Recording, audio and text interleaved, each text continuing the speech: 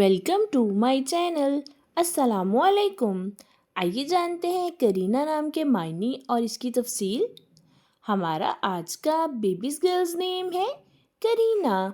करीना के इंग्लिश में स्पेल्स हैं QAREENA करीना। ये एक इस्लामिक नेम है और लड़कियों के लिए रखा जाता है ये नाम करीना। ये अरबी ज़ुबान का लफ्ज़ है और इस नेम के मायने हैं अंदाज, सलीका। करीना इस नेम की तफसील है करीना फ़ातिमा, करीना ज़ैनब। इस तरह से हम ये नाम रख सकते हैं। आप भी अपने नाम का मायने जानने के लिए कमेंट्स में अपना नाम लिखें और मायने जानिए। अपने नाम की स्पेशल वीडियो बनवाने के लिए भी आप मेरे कमेंट बॉक्स में अपना नाम कमेंट कर सकते हैं।